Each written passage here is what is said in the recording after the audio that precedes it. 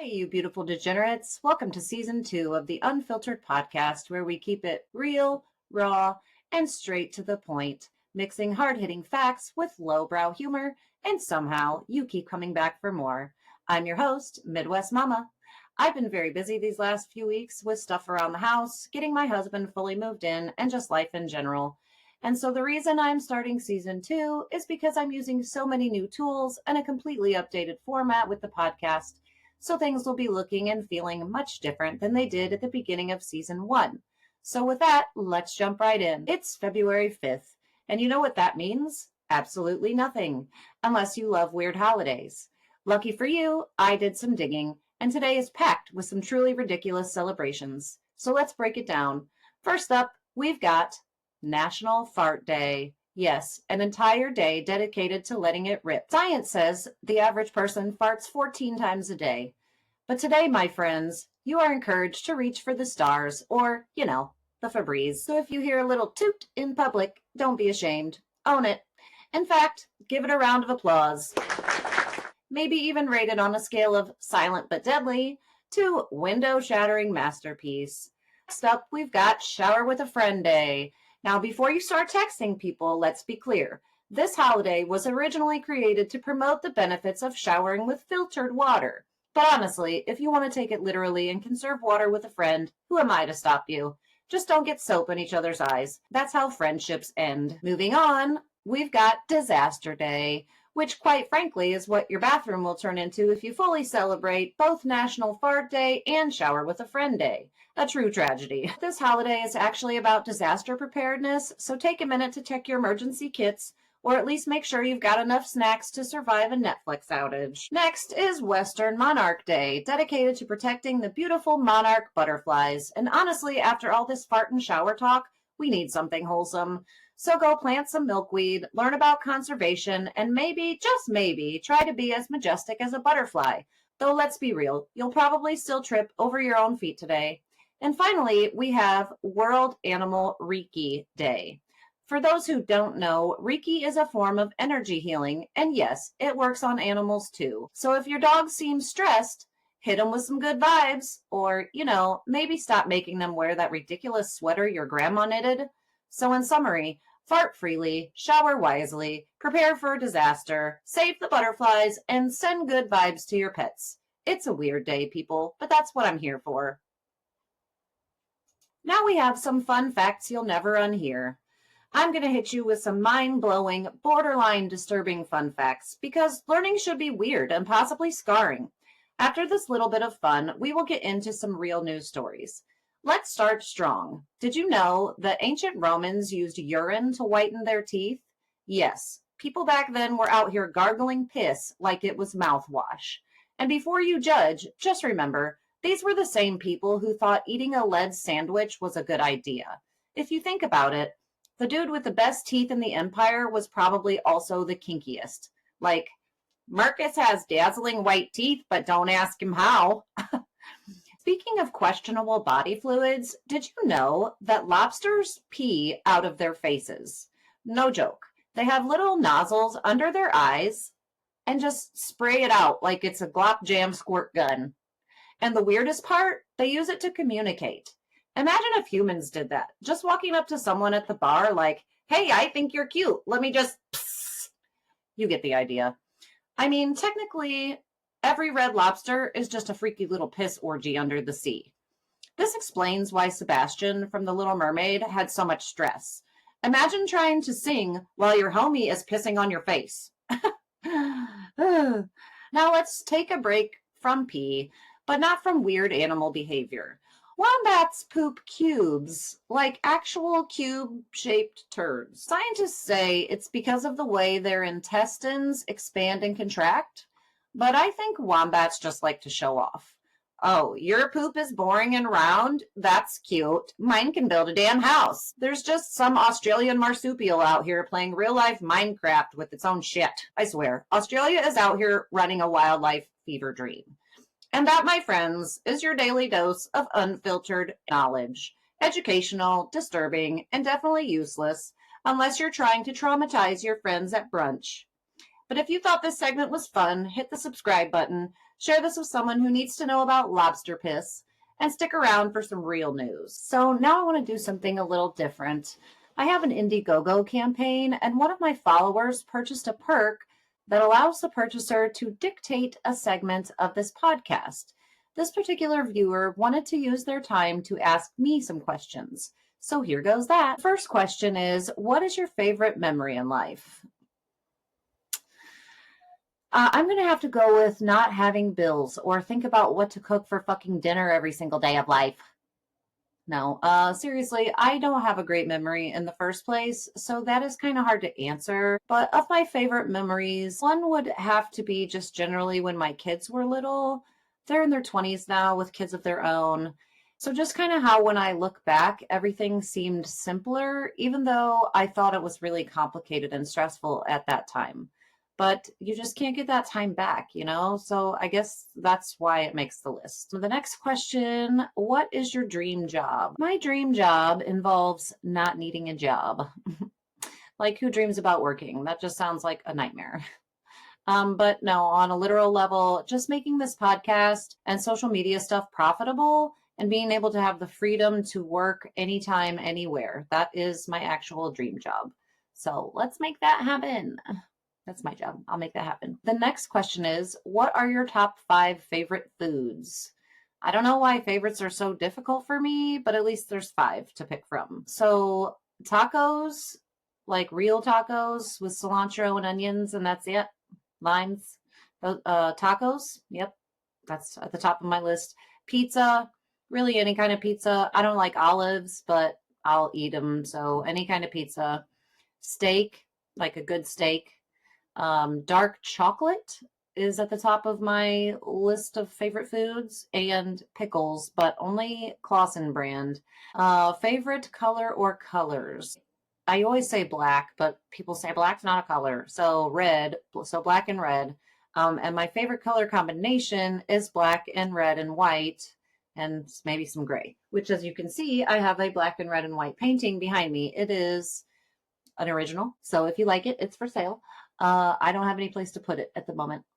The next question is, where would you live if money and responsibilities were not a concern?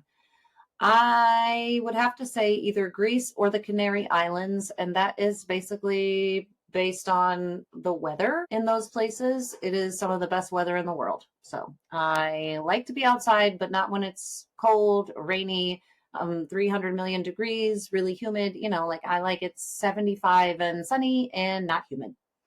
So Greece or the Canary Islands. Favorite season, another favorite. You're killing me with these favorites. I suck at picking favorites. So I'm going to say spring or fall. Spring because my birthday is in the spring, and fall because I absolutely love the fall colors. Light or dark meat. If we are talking about turkey or chicken, I will always pick the leg first. So dark meat.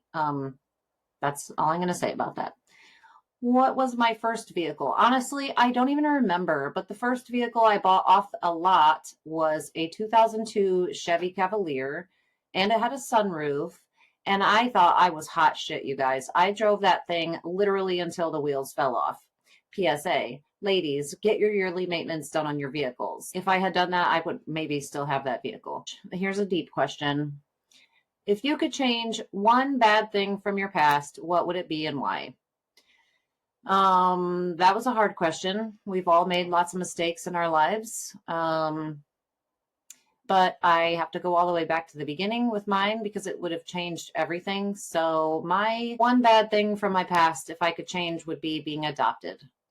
Overall, it was a horrible experience for me. And now that I know and have relationships with my biological parents, I wish they had just raised me. I think they probably wish so too. They were just too young at that time. But even very young parents who actually loved me would have been better than what I ended up with. Anyways, the next question, where do you see yourself in 5 years? In parentheses, it says, when you're 50. Rude. At that time, my stepdaughter will be 9, and hopefully some or all of the drama with her that I can't really speak about yet will be over. but I would love to permanently be out of Indiana by then. I do not love it here for many reasons.